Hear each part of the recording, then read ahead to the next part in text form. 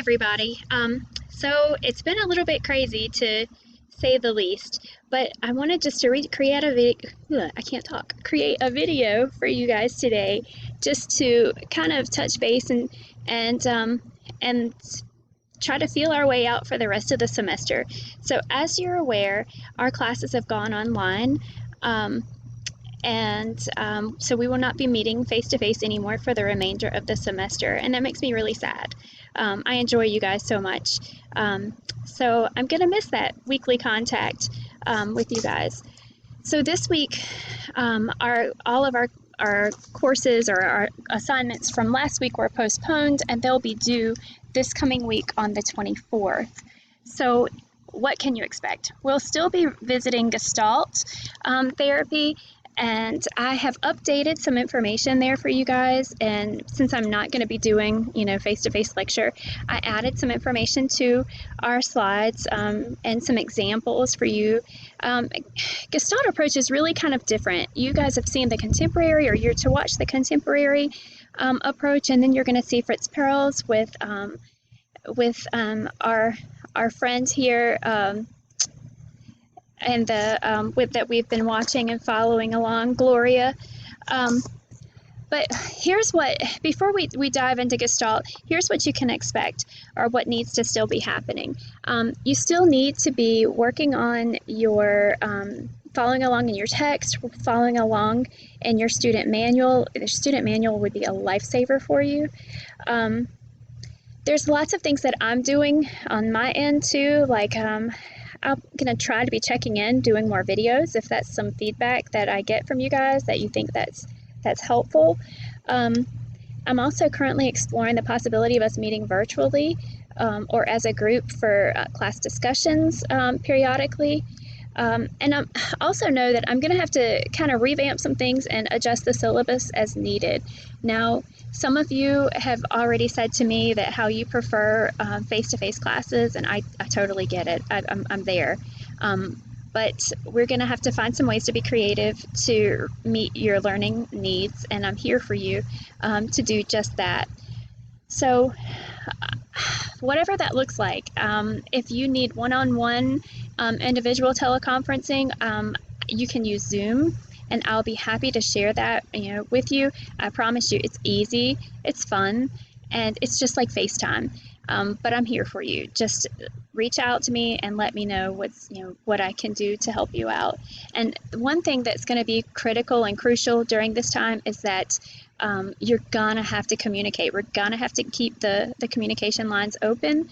And if you see something online that doesn't look right, if I've made an error, look, just reach out to me. Just email me. And if I don't respond right away, or the change doesn't happen, don't hesitate. Email me again. I mean, I hope that you don't have to do that, but I'm human, and sometimes there is an oversight on my end, and so please don't hesitate to do that.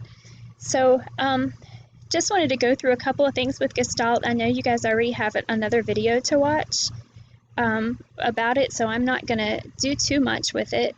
But I did want to just to go over a couple of things. And now, of course, technology is not working very well for me at this time. Oh, here we go. So you guys have some of the things with the goals, and you were aware of that. You've heard me talk about Fritz Perls as being one of the key figures. So I also posted some things about theoretical assumptions, so please be sure to take a look at that. And some of the techniques. That's the one thing. Gestalt is really heavy in being active and directive with the techniques. So please take a look at that. You hear a lot about energy. He spent a great deal of time really kind of pulling from all over all these different approaches to develop his own. He was once studied under Freud, and so he and his wife kind of broke away from Freud and said, we like parts of that, but we kind of want to do our own thing. It was very artistic, it was very experiential, it was existential. It's kind of like a conglomerate of so many different things, and it requires lots of deep thinking, and sometimes you just hold on for the ride and see where he's going, because it's a very different approach. So you'll hear him talk about, and you hear some discussion about energy and blocks to energy. It's a very holistic approach. It involves, it's Gestalt actually means that wholeness, like, that, the sum of the parts and all of that. So anyway, some kind of awareness is huge. That's like really a hallmark of this approach of being aware of what you're feeling, what your body is doing, how you're acting, and Fritz Perls call the confrontation is also a part of what the therapist's role is to call out these things, but not always in the way that Fritz Perls does.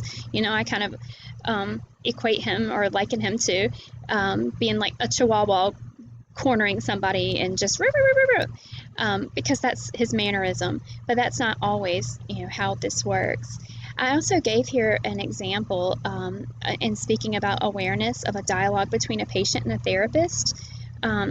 So please be sure to take a look at that process recording there, and you'll see exactly where he's going with this.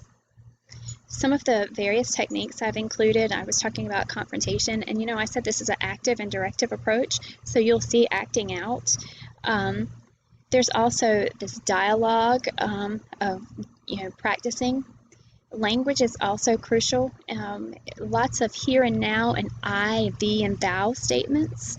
I statements are used to promote ownership. It's about, again, you see some elements of existentialism of like being responsible for your actions and responsible for yourself, responsible for your feelings, and owning those things. The experiments, there's also experiments are another technique that is discussed, and I also have an example of that and what that would look like. The empty chair, that's probably one of the more popular approaches or popular techniques. So be sure to review about the empty chair, where you have two chairs facing one another, and the person will take on both roles and switch roles between this side, or role-taking dialogue between the patient or others. And I wanted to go back. The patient usually alternates the role, where he sits in one chair or the other, and the two chairs are one chair represents the patient or one aspect of the patient's personality, and the other represents the person or the opposing part of the personality. So it's kind of trying to look at both sides of the fence there. Top dog, underdog. This is classic for Perls. This technique is used when there's two opposing opinions and attitudes within the client, and the therapist encourages the client to distinguish between these two parts and play the role of each in a dialogue between them. So usually you have the top dog, which demands that things be a particular way, and then you have the underdog that plays, like the role of the disobedient child, and that's one technique. So it's not just an approach where you're just sitting around thinking and talking. Instead of talking about something, you're actually experiencing it. That's why I say active and directive. And this approach can work really well if done the right way. With young people, because they respond more to role plays and so forth. So the use of language is also really important, and that's one thing that we were already, I've touched on a little bit. What and how statements, I statements, the present tense, it's always on the here and now. It's never really looking at the past as much. Now, how does this approach fare with different applications of different groups and multicultural perspectives? Like I said, it's really can be good for adolescents. It can be good with adults, but you have to be kind of careful with your approach, and you have to be very skilled in your approach. It's most effective when it's applied to people that are very socialized, that maybe exercise restraints in their speech and their thinking and so forth. It can be good with groups, it can be good with couples, it could be good with individuals, families.